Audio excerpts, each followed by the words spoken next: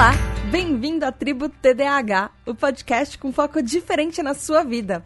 Eu sou a Tata Finoto. Esse é o podcast para você que é desatento, hiperativo e impulsivo e deseja descobrir mais sobre o TDAH, o transtorno de déficit de atenção e hiperatividade. Essa é a nossa tribo, o nosso lugar para aprendermos juntos, sem julgamentos. Aqui também tem espaço para quem não é TDAH, mas que nos cerca, ama, quer nos entender melhor para nos acolher.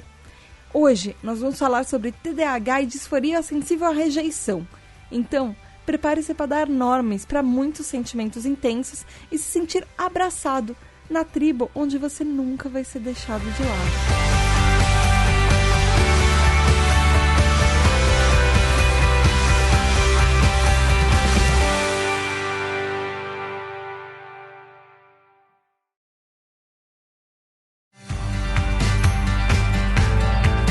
Olá, tribo, tudo bem? Desde que eu lancei a Tribo TDAH, eu já recebi, dezenas de mensagens de pessoas que são como nós, como todos nós que estamos aqui. E existe uma coisa que eu percebi, é um tema em comum entre essas mensagens, que é aquela sensação da gente nunca ser exatamente compreendido, que a gente tá sempre se sentindo sozinho e, principalmente, alguma forma que a gente tenha uma experiência de rejeição. E é uma rejeição, às vezes que vem dentro da nossa própria casa, com as famílias, às vezes até com amigos próximos.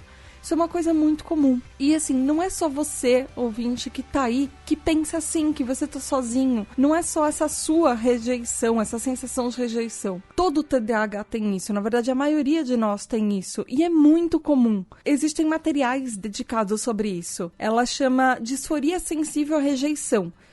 A abreviação para ela é DSR. Ou, em inglês, eles chamam de Rejection Sensitive Dysphoria. Ou então RSD. Esse episódio é quase uma segunda parte daquele nosso episódio sobre desequilíbrio emocional, que foi na Tribo TDAH número 4. Então, seria talvez legal você voltar lá e ouvir um pouquinho esse episódio, só pra lembrar. Eu sei que eu tô me delongando pra explicar exatamente o que é isso. Eu queria, na verdade, começar esse episódio agradecendo vocês, agradecendo cada um de vocês, ouvintes. Tanto quem é TDAH quanto quem não é e tá aqui por algum motivo, que eu acho incrível você tá aqui, sendo que você não tem isso que a gente tem.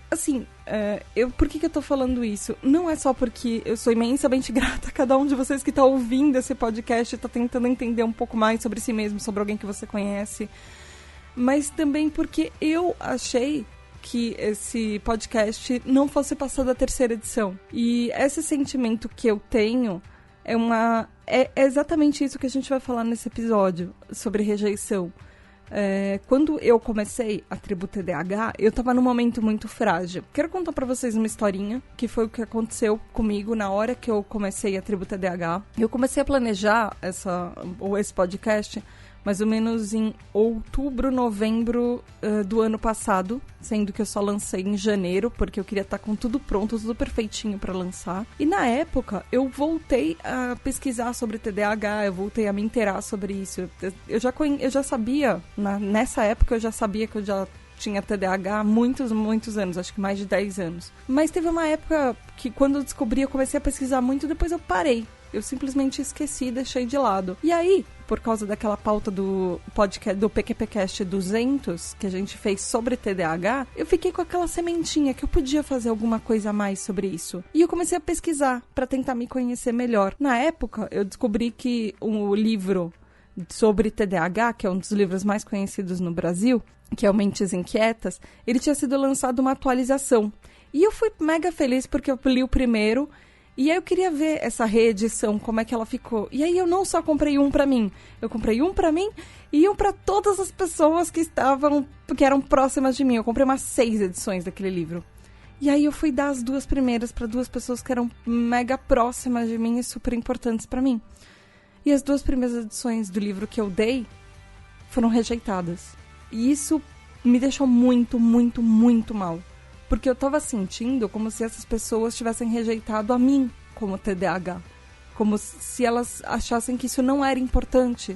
E pra mim, é uma parte muito grande de quem eu sou. É uma parte muito grande da minha vida. E eu levei isso muito mal. E isso é uma coisa que acontece conosco, com todos os TDAHs. Quando você tá muito empolgado com alguma coisa, chega uma pessoa de algum balde de água fria, a gente não lida muito bem com isso. a gente não lida muito bem com rejeição. Porque a nossa vida inteira a gente já lidou com muita coisa, muito relacionado ao TDAH, que a gente era deixado de lado. Por causa disso, eu comecei a ficar me sentindo cada vez mais sozinha. E eu comecei a pesquisar cada vez mais sobre TDAH, porque eu sabia que existia gente no mundo que se sentia como eu, que não era só eu que estava assim. E aí eu comecei a ouvir vários podcasts e YouTubes, essas coisas, e era tudo em inglês. Eu não achava nada em português que falasse só sobre TDAH. Por isso que eu resolvi fazer um podcast, porque eu sabia que tinha gente como eu, que estava se sentindo a única pessoa sozinha no mundo que ninguém entendia. E por isso que eu quero agradecer vocês, por vocês estarem ouvindo e ouvindo as minhas baboseiras e as coisas que eu descubro pra compartilhar. Porque isso é mega importante pra mim. E porque todo TDAH tem aquela sensação de que uma hora aquilo que a gente faz vai ser deixado de lado, que não vai ser importante, ou que não é importante. A gente tem essa síndrome do impostor, que as pessoas chamam, muito exacerbada na gente. E por isso hoje a gente vai falar de rejeição. Pra começar, eu queria agradecer também a um amigo muito especial, que é o Rafael Cerqueira. Ele é lá do podcast Psicocast. E eu fui tirar uma dúvida com ele. Afinal, a rejeição normal? Tem esse nome de DSR, da disforia sensível à rejeição? O que é isso? E aí ele me mandou um áudio explicando, e eu achei tão incrível o que ele me falou, que eu queria tocar um pouquinho pra vocês descobrirem, entenderem. Depois a gente explica melhor. Fala o resto do episódio sobre isso. Mas vamos ouvir o Rafa. Rafa, muito, muito, muito obrigada por me dar essa dica nessa pauta e por me ajudar a tirar as dúvidas. Até onde eu não sou um especialista com TDAH, tá? Eu peguei algumas coisas também aqui que eu fui estudando.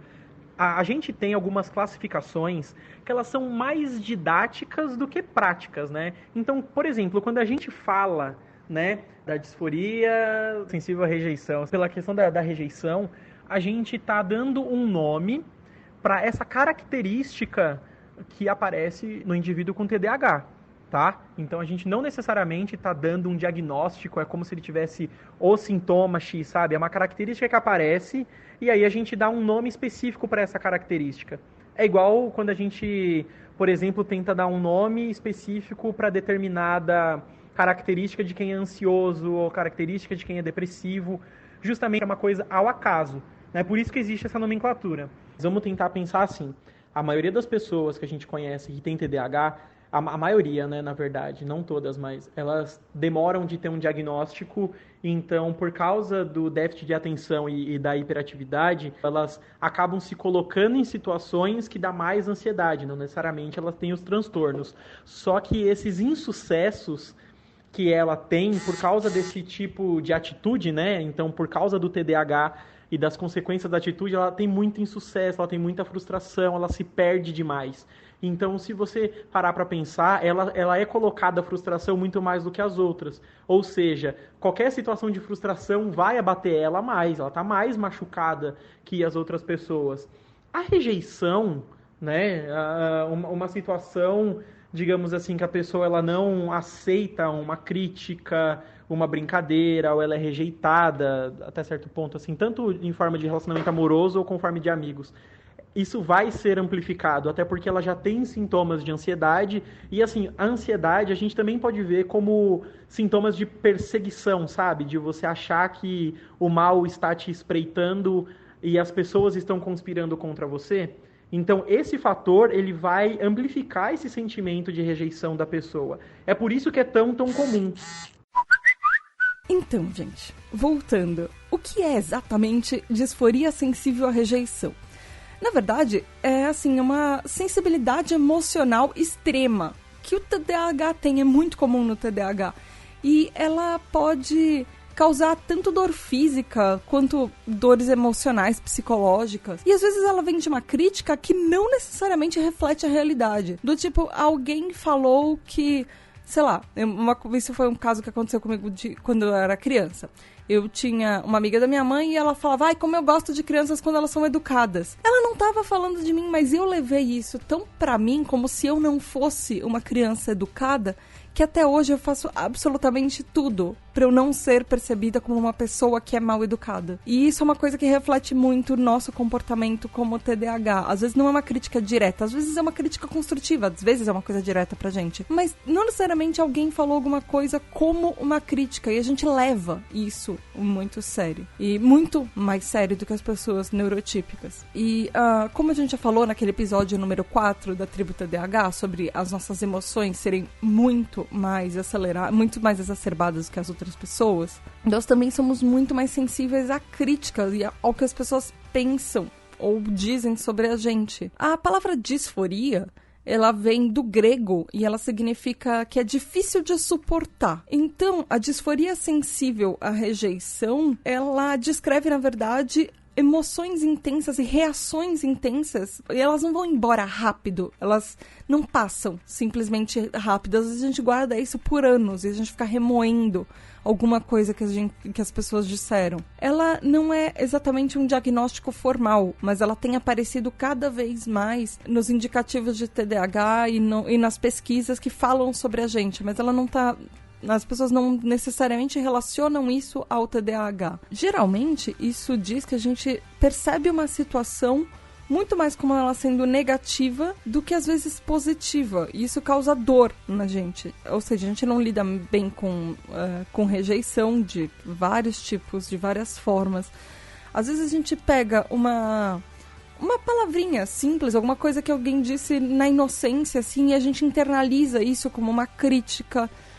E, especialmente para crianças, as críticas são muito pesadas. As crianças levam isso muito no coraçãozinho delas. E elas guardam isso. Não necessariamente elas guardam a mágoa, mas elas guardam como se aquilo fosse falando que ela não é uma pessoa boa. Existem estudos e estimativas de pesquisadores que falam que crianças com TDAH, aos 12 anos de idade, quando essa criança tem TDAH, ela já recebeu mais de 20 mil mensagens negativas comparadas a uma criança que é neurotípica. Tipo, uma criancinha neurotípica geralmente recebe uma coisa vai arrumar seu quarto. O TDAH, ele já recebeu muito mais de você vai arrumar seu quarto, você é sempre desarrumado, você é desorganizado, seu quarto é uma zona. A gente vai acumulando isso. E isso, obviamente, prejudica a nossa autoestima desde criança. E que isso tem consequências, isso pode desencadear reações de estresse, por exemplo, que elas são muito mais do que o normal. Existem também outros fatores agravantes, por exemplo, quando uma criança ou um adulto, enfim, um TDAH tem um trauma sério, por exemplo, um abuso ou negligência, isso ainda, obviamente, pode piorar ainda os sintomas. Mas, às vezes, as críticas não são reais, às vezes a gente está imaginando elas também, e isso acontece. Do tipo, pode ser uma crítica construtiva, do tipo, o seu trabalho está bom, mas você pode melhorar isso. Às vezes a gente foca tanto naquele isso que a gente pode melhorar, que a gente acha que o resto tá tudo ruim. E isso é muito ruim pra gente, isso atrapalha toda a nossa vida, em vários fatores, em vários aspectos. E a gente demora mais para se recuperar disso. Até 99% dos adolescentes e adultos com TDAH são mais sensíveis à rejeição do que normal. 99 é muita coisa. Quando eu falei a maioria dos TDAHs. E em algumas pesquisas, 1 em cada 3 TDAHs dizem que essa é a parte mais difícil de viver com TDAH, do nosso cérebro ser assim. Ser rejeitado, ou essa disforia sensível à rejeição, enfim, ela pode trazer alguns sentimentos que eles podem durar quase para a vida inteira. Aquele sentimento de você ser uma decepção para você e para as outras pessoas, de sempre tem uma parte de você que tá meio triste com alguma coisa, ou que você volta naquilo muito... eu tava tão feliz, aí eu fiz uma coisa errada e aquilo acabou com o resto do meu dia. Você se sente envergonhado, às vezes você fala alguma coisa na conversa e todo mundo fica meio quieto. E você vai achar que aquilo é sua culpa. Às vezes simplesmente a conversa morreu, mas você vai achar que aquilo é você. Então você fica com vergonha e você fica com arrependimento. E são sentimentos que a gente carrega quase pra vida inteira. Às vezes ele pode ser debilitante, mas a disforia sensível à rejeição, ou a rejeição em si, esse sentimento que a gente tem de rejeição, ele é neurológico, ele é genético, assim como o TDAH. Isso tem a ver com o que a gente falou da dopamina, da forma do nosso cérebro, das funções executivas. Isso é uma parte do TDAH. tá muito ligado a isso. E às vezes só o fato de a gente saber que existe um nome pra isso faz com que a gente já melhore muito, porque a gente não se sente tão sozinho. A gente sabe, a maioria, quase 100% que eu falei, das pessoas com TDAH também tem essa experiência, que são mais sensíveis à rejeição, que não é a nossa culpa.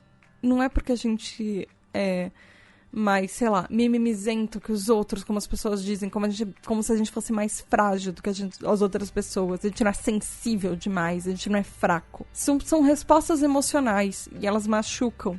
Mas isso é uma coisa neurológica, isso é uma coisa biológica nossa. E às vezes elas machucam fisicamente, às vezes é uma sensação física, que você começa a ter dor de barriga, ter dor de cabeça, você começa a ficar mais ofegante, seu coração começa a bater mais rápido. É como se fosse um ataque de ansiedade, às vezes. São coisas neurológicas e muitas vezes os neurotípicos não entendem, porque eles não passam por isso. E isso, às vezes, é uma coisa que acompanha a gente a vida inteira.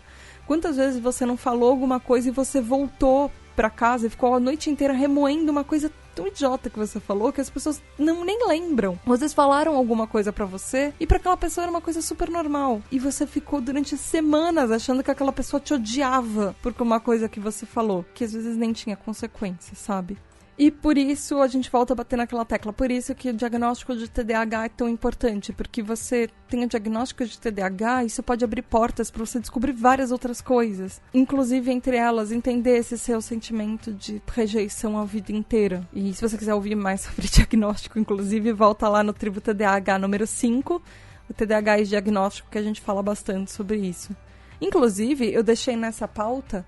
No site, tem todos os links de referência que eu uso para pesquisa. Tem um link de um autoteste para DSR, para disforia sensível à rejeição, que você pode fazer. Ele é um teste super simples. Eu fiz o meu já sabendo meio que a resposta, porque depois que eu estudei para essa pauta, eu não tinha nenhuma dúvida que eu tinha isso. E o meu deu 70%. E eu não me espantaria se a maioria de vocês fizesse o teste. É um teste super simples, 18 perguntinhas, parece até teste do BuzzFeed, assim. Mas ele é bom para... Mesmo que você não acredite em testes de internet, porque, né, são só testes de internet, ele não é uma avaliação psicológica de um profissional, mas é bom pra você ter uma noção. E depois, óbvio, vai falar com um profissional, vai falar com o seu psicólogo, vai falar com o seu médico, enfim. Como a gente já falou um pouquinho antes, esse é um dos problemas da nossa função executiva. As pessoas com TDAH, a gente tem um problema quando você...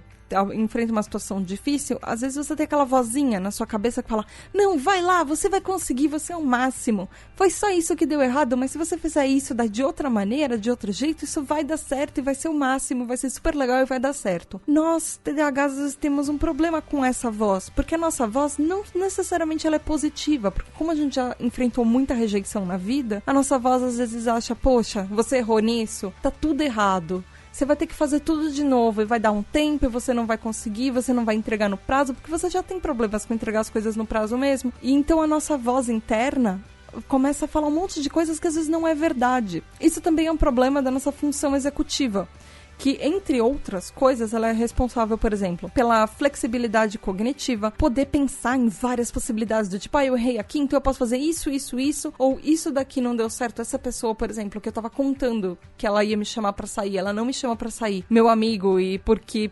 sei lá, eu acho que ela não gosta de mim porque a gente não é mais amigo. Não, às vezes ela estava acontecendo isso na vida dela. Isso é uma parte da flexibilidade cognitiva. A gente não pensa em tantas outras possibilidades às vezes, assim, quando a gente acha que o problema é nosso, que a culpa é nossa. A função executiva também é responsável pelo controle de inibição, que ajuda, inclusive, a inibir a nossa impulsividade. Também a regulação emocional, como a gente já falou algumas vezes. E isso é tudo muito importante pra gente. E lidar com rejeição exige habilidades das funções executivas. E, por exemplo, muitas crianças com TDAH, essas são coisas que a gente não tem, que faltam na gente, que vem daquele amadurecimento cerebral que a gente tem um pouco mais deficitário. Isso também inclui o nosso déficit no nosso autocontrole. Isso, durante a vida, faz com que a gente seja muito mais suscetível a pequenas coisas. Por exemplo, talvez você fosse aquela criança que chorava muito mais quando as outras crianças iam te atiçar. Você ficava muito mais bravo com as pequenas coisas. Você já saía batendo nos outros ou fazendo coisas agressivas. E existe um sentimento geral de que você falhou, e falhou em absolutamente tudo, que você não é bom o suficiente, que você não é uma pessoa boa, que você não vale a pena como pessoa. De uma mãe ou pai horrível com uma pessoa horrível, ou com um amigo horrível, irmã, irmão, filha, filho, esposa, esposo, enfim. Que você não dá certo como pessoa, que ninguém vai gostar de você. Isso faz com que a gente tenha outras consequências que a gente vai falar mais pra frente. Mas geralmente nós somos pessoas que sofrem mais bullying. As pessoas pegam mais no pé o tempo inteiro, que a gente se sente fracassada, que a gente sente que a gente tá aquém, que a gente não corresponde às expectativas dos outros e às vezes às próprias nossas. Alguns dos sinais da disforia sensível à rejeição são, por exemplo, baixa autoestima, ansiedade, especialmente em ambientes sociais. Quando você vai encontrar outras pessoas, você já acha que elas vão te rejeitar, então às vezes você evita essas situações. Problemas com relacionamento. Nós somos pessoas que são facilmente envergonhadas.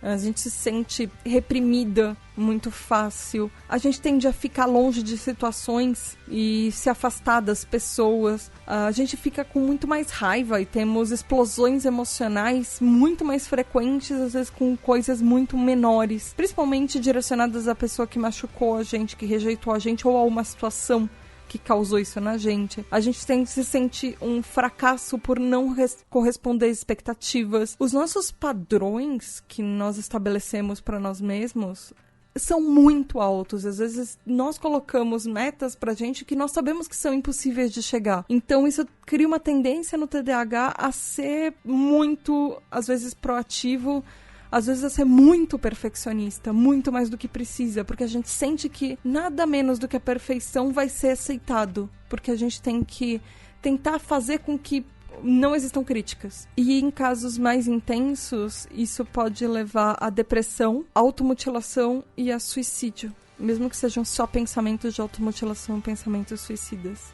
Isso é muito sério. Por que a gente falou antes, no começo, que ele não era diagnosticado, que ele não era necessariamente um diagnóstico formal? Porque isso, além de ser muito novo, que as pessoas estão começando a falar sobre isso agora, os diagnósticos às vezes são muito confundidos, por exemplo, com transtorno bipolar, transtorno obsessivo compulsivo, TOC, transtorno de personalidade borderline, transtorno de estresse pós-traumático, o TEPT, depressão, fobias sociais e também problemas com raiva excessiva. Para vocês terem uma noção, por exemplo, nesses casos de raiva excessiva, 50% dos casos de raiva, de tratamento de raiva, aquele anger management, nas cortes dos Estados Unidos, são designados para pessoas que têm TDAH, mas é um TDAH não diagnosticado, que depois disso ela vai perceber que ela tem TDAH. E isso era uma consequência de uma rejeição que ela sofreu e essa rejeição se tornou como raiva. Ela foi externalizada assim. Isso é uma das consequências quando a rejeição ela vira externa. A gente coloca ela pra fora, que quando a gente é alvo. Quando é internalizada, ela pode virar uma depressão maior, uma depressão completa, inclusive, como a gente já falou, com tendências suicidas. E esses ciclos de depressão, eles são tão rápidos que às vezes eles vêm e vão tão rápido que o diagnóstico acaba sendo errado e às vezes as pessoas acham justamente que é um transtorno bipolar e que não é necessariamente TDAH ou que não necessariamente é a depressão. Mas a diferença é que os episódios de rejeição, de disforia sensível à rejeição, eles são muito intensos, mas eles não duram muito tempo.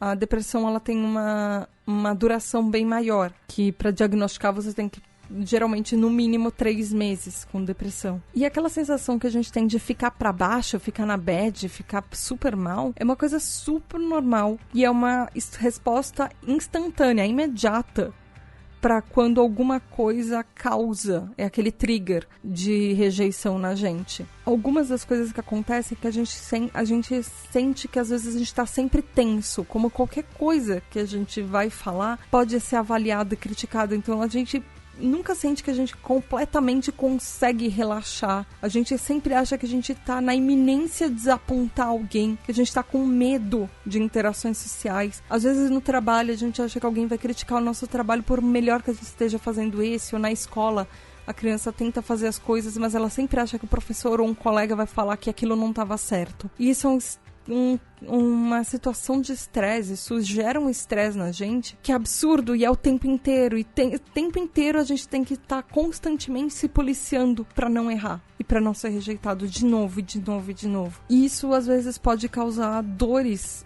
para as pessoas quando elas se expressam. Às vezes elas param de se expressar, param de falar, param de interagir com grupos, ou tentar falar em público, ou colocar cara a tapas, se colocar numa posição onde ela tem destaque, porque ela sabe que essa posição ela é muito mais frágil para ser criticada. Isso, obviamente, pode afetar os nossos relacionamentos sociais, tanto com a nossa família, com os nossos amigos, com um parceiro romântico, até com os filhos. É aquela sensação, aquela crença de que qualquer coisa que você fizer vai dar errado. E isso acaba sendo aquela profecia que se autorrealiza, sabe? Quando você acha que uma coisa vai dar errado, vai dar errado, vai dar errado. E aí ela acaba dando errado porque você meio que forçou aquela situação. Por exemplo, eu tenho um relacionamento a longa distância e ele já dura quase 4 anos. São 3 anos e meio, a gente tá bem perto de completar 4 anos já, na verdade. Eu sempre tenho medo que eu não vou ser boa o suficiente pro meu namorado. Eu sempre tenho medo ele vai encontrar alguém que é mais bonita do que eu, mais inteligente do que eu, que esteja mais perto do que eu. É um medo que, às vezes, mesmo depois de tanto tempo, às vezes eu pergunto se ele não tem ninguém por lá, se ele não tá me traindo. E eu sei que isso desgasta o relacionamento. E é um medo meu que é tão ilógico que eu sei que ele não faria isso comigo, eu sei que ele não é esse tipo de pessoa, mas na minha cabeça parece muito óbvio que ele tem uma possibilidade infinita de pessoas perto dele e eu não tô lá. Então a minha cabeça fica paranoica nesse sentido. E eu sei que ele não faria isso, mas eu sempre tô esperando o dia que ele vai me rejeitar. Porque eu nunca acho que o relacionamento vai durar. E isso porque é o meu primeiro relacionamento que completou 1 ano. Todos os meus outros relacionamentos foram super curtos. Isso é um problema que os TDAHs têm também. Às vezes você acha que a pessoa, quando ela fala meio diferente com você, algum problema que você fez, você fica pensando se você fez alguma coisa errada. E você esquece que às vezes é aquela pessoa, pode estar num dia ruim. No dia a dia, isso num relacionamento entre pessoas, isso pode ser muito pesado. E isso é uma coisa que às vezes a gente tem que se controlar e entender que não, tá tudo bem, não, relaxa, respira fundo, não tem nenhum problema aqui, tá tudo certo. Nós somos pessoas também que por causa dessa rejeição, a gente tem a nossa autoestima é muito baixa, a gente já sente como se a gente tivesse deixado de lado a vida inteira. A gente tem maior propensão para ter dificuldades na escola, no trabalho, em interações sociais. E especialmente as crianças, elas são muito atentas a isso. As crianças pequenas, elas têm essa noção, elas sabem que elas são diferentes, que elas não são como os outros. Então elas têm real noção, nítida noção de quando elas não são convidadas para as festas, quando elas são as últimas a serem escolhidas no time, quando elas são deixadas de lado. Elas nunca acham que, sei lá, aquela pessoa é um idiota porque ela não convidou, que ela convidou a sala inteira, mas não convidou a criancinha com TDAH. Não, a criança com TDAH, ela sempre vai pensar que o problema é ela. Que ela é ela que causou isso. Que ela que não é legal. Que ela tem que se esforçar pra ser mais legal com todo mundo. E qual é o problema dela? E ela vai tentar mudar pra agradar os outros. E ela vai cada vez mais se sentindo isolada. E isso gera também um desespero absurdo que a gente tem em agradar os outros. A gente é tão sensível que a gente foge do nosso caminho, assim, pra agradar outra pessoa. Às vezes a gente faz coisas que às vezes a gente talvez não fizesse. E segue caminhos, segue rumos, porque quando a gente conhece alguém, a gente meio que... É uma coisa que o TDAH faz inconscientemente. Você já meio que avalia a outra pessoa e vê o que ela gosta e o que ela não gosta. E você vai fazer coisas pra às vezes receber elogios dela e pra ela ficar bem com quem você é. Então você vai mostrar aquele lado seu que... Não tô falando que não é verdadeiro. Pode ser o seu lado verdadeiro. Nós temos vários lados verdadeiros. Mas é aquele lado que você vai mostrar pra aquela pessoa que ela sabe... Você sabe que pra ela aquele vai ser o lado certo. Aquele que ela não vai te rejeitar. E isso pode ganhar proporções tão grandes que nós fazemos coisas que às vezes a gente perde a noção de quem nós somos, quais os nossos reais objetivos, onde a gente queria estar por nós mesmos. Para agradar as outras pessoas, eu já recebi tantas críticas sobre a minha aparência e sobre o meu peso, que eu já cheguei a fazer dietas malucas que as pessoas me recomendaram, que às vezes eu passei muito mal depois. Mas eu tava fazendo uma coisa porque achavam que era o peso ideal que eu devia ter. E eu tava fazendo isso pra agradar as outras pessoas. Às vezes nem eu achava que eu precisava de uma dieta. Hoje, quando eu olho fotos minhas de outras épocas, eu falava, gente, como eu era magra. Por que eu tava fazendo dieta? E eu nunca consigo olhar no espelho e achar que eu tenho um peso ideal. Eu nunca consigo, porque a minha vida inteira eu sempre fui criticada por causa de peso. E não necessariamente era uma crítica real. E eu sempre faço coisas pra tentar chegar num ideal que as pessoas não vão me rejeitar por causa disso. Isso é mais uma das coisas que às vezes a gente vive. Principalmente se você é mulher. Você já deve ter ouvido várias críticas sobre o seu peso, sobre a sua aparência, sobre o que você devia fazer pra ficar mais bonita. E isso são coisas que a gente vai tentando e aprendendo a fazer, não necessariamente porque a gente quer, mas porque os outros esperam isso da gente. E porque se você for mais bonita, você vai ter mais amigos, você vai ter mais pessoas. É um pensamento que às vezes ele é muito louco e não necessariamente ele está conectado, mas a nossa cabeça faz conexões. Outra coisa, outra consequência que tem é quando a gente fala de perfeccionismo. A gente sempre faz tudo muito, muito, muito melhor ou se esforça muito mais, às vezes, do que a gente deveria para completar as coisas. Porque se as coisas estiverem perfeitas, elas não vão ter críticas. E aí é uma rejeição a menos na nossa vida. Mas o custo disso, o custo desse estresse é muito alto. Para vocês terem uma noção, eu sei que eu estou usando muitos exemplos. Mas não sei, às vezes eu acho que talvez eles possam ajudar. As pautas, tanto que eu escrevo pro PQPcast quanto que eu escrevo pra Tribo TDAH, elas têm muito, muito, muito mais pesquisa. Eu acho que eu não uso metade da pesquisa que eu fiz quando eu falo as coisas no podcast. As pautas do PQPcast têm entre 10 e 20 páginas. As pautas da Tribo TDAH acho que tem entre 5 e 10 páginas, talvez até um pouco mais. E eu sei que é muita coisa pra falar em tão pouco tempo, mas eu sinto que se ela não estiver completamente perfeita e com todas as coisas certas, as pessoas vão olhar aquilo e falar que isso não é verdade, que o que eu tô falando tá errado, e vão me criticar por isso. Então eu tento fazer ela tão redonda, que ninguém vai conseguir criticar. E isso é uma coisa que os TDAHs fazem pra quase tudo que a gente mete a mãozinha e resolve fazer, se a gente se empenha pra isso. Ou então pode acontecer completamente contrário. Às vezes você já sofreu tantas críticas, tem uma hora que você para de tentar, que você simplesmente desiste de colocar a cara à tapa. E por mais inteligente, por mais brilhante que você seja, ou por mais esforçado que você seja, aquela ansiedade que você tem de agradar os outros vai se tornar tão grande, tão grande, tão grande, que você acha que você não vai chegar naquele patamar de perfeição que você precisava, então você só deixa de lado. Você só desencana e esquece. E isso, às vezes, pode ser percebido como aquela pessoa que desiste de tentar, desiste de sair para conhecer outras pessoas, para sair para encontros, para tentar relacionamentos. Pessoas que às vezes estão desempregadas e já mandaram tantos currículos para tantas vagas que elas pararam, que elas acham que elas não vão conseguir mesmo. Então é mais fácil elas não tentarem, é mais fácil elas não tentarem conseguir um emprego.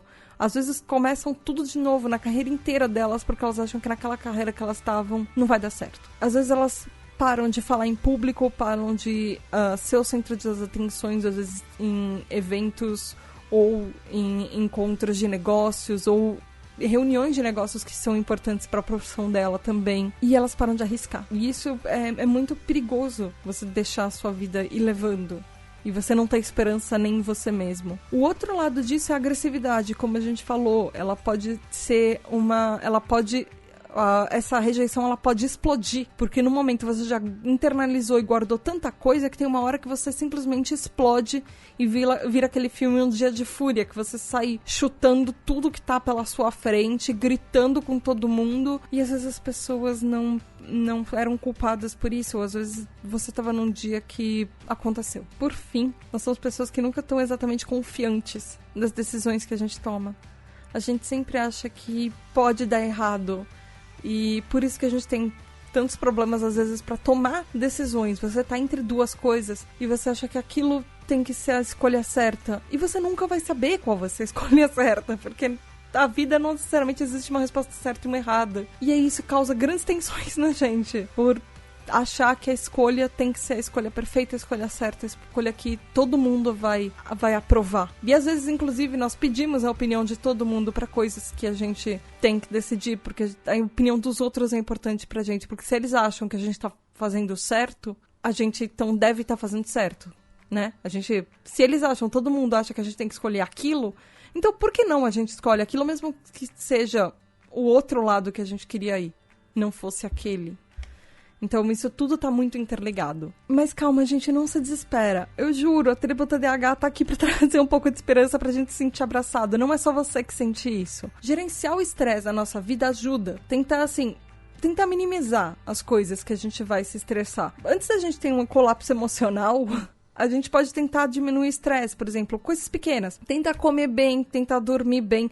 Principalmente dormir bem, porque a gente sabe que a gente tem problemas com sono. Então, tentar calcular mais horas de sono no nosso dia, que faz com que a gente esteja um pouco mais descansado. Tem gente que faz yoga, tem gente que faz meditação, tem gente que acha que mindfulness também ajuda com isso. Principalmente, procura ajuda. Psicoterapia funciona, ela não vai ajudar, talvez, naquele momento que você é rejeitado, que você tem um surto na hora, que você fica super mal na hora, mas ela vai te ajudar a descobrir técnicas de como você lida com isso, e você vai melhorando aos poucos, e isso leva tempo, as coisas não são imediatas. Mas você vai fortalecendo a sua mente, tanto com um psicólogo, quanto um psiquiatra, quanto um terapeuta, enfim. Procura trabalhar isso, procura conversar com pessoas. Desde criança, às vezes, isso ajuda a lidar com a ansiedade, lidar com a impulsividade, lidar com as nossas formas de enxergar a crítica dos outros e nos fortalecer, para quando isso chegar, ele não impactar, criar um escudinho na gente que a gente vai se treinando, ficando um pouquinho melhor com isso.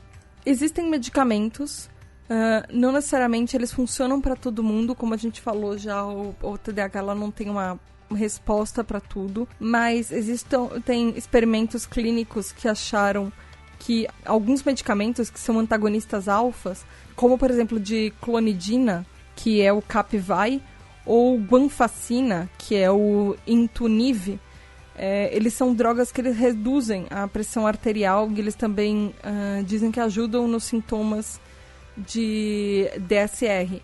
Mas não necessariamente isso funciona para todos os casos. Isso às vezes funciona para uma porcentagem muito pequena dos casos. E também tem inibidores de monoamina oxidase, como por exemplo Parnat, que ele é o tranilcipromino. Eles tratam desatenção e alguns comportamentos impulsivos e alguns sintomas emocionais. Mas, primeiro que você não pode se automedicar, segundo, procure um médico. Sério, procure um médico.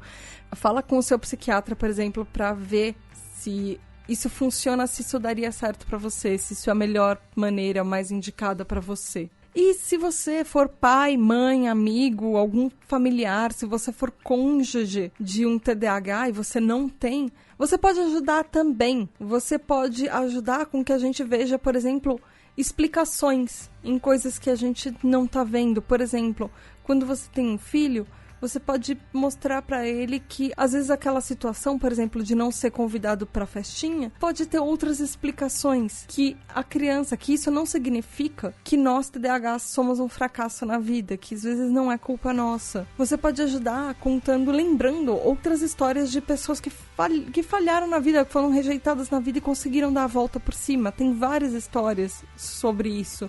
E às vezes, se você contar uma sua, ajuda as outras pessoas a verem que é uma coisa que acontece com todo mundo, que não é só com elas. Ensina resiliência, mostrar resiliência, principalmente se você for pai e mãe. Você tenta mostrar pra criança que desde o começo, desde pequenininha, ela pode ter um plano B, um plano C, pra ver que aquela decepção que ela teve não vai ser pra sempre, que ela pode contornar aquilo, que ela pode praticar.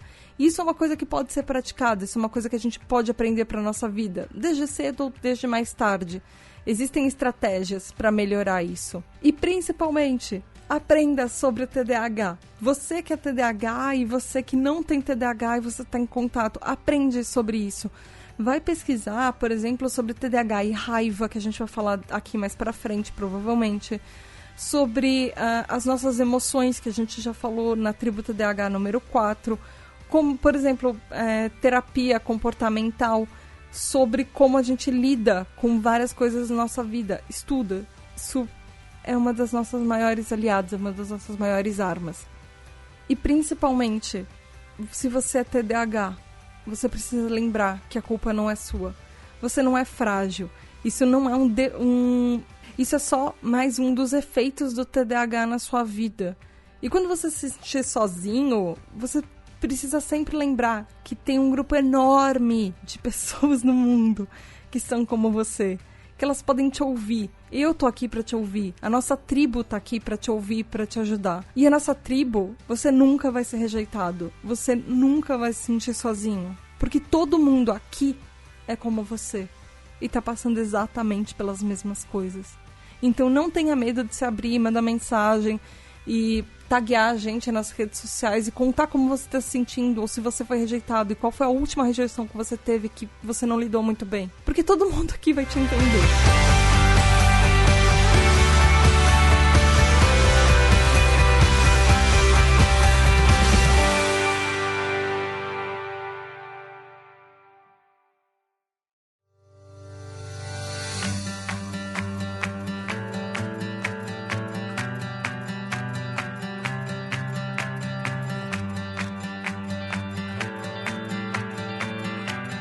Para falar com a gente, você pode mandar um e-mail para pqp@pqpcast.com ou você vai lá no Twitter, no @_PQPcast. Não esquece de marcar o @_PQPcast. E se você quiser também usar a hashtag TribuTDAH, você também pode ir no Instagram, no @PQPcast, que tem sempre posts novos e falando informações que às vezes não couberam no episódio. E falem com a gente. Vão lá no site do pqpcast.com e deem vários likes nos posts e vejam os links de referência, porque tem várias pesquisas, inclusive o autoteste tá lá nos links de referência também. Falem com a gente. Sério, não sintam que vocês estão sozinhos. Vocês não estão rejeitados no mundo. Todos nós somos TDAHs, todos nós passamos pelas mesmas coisas.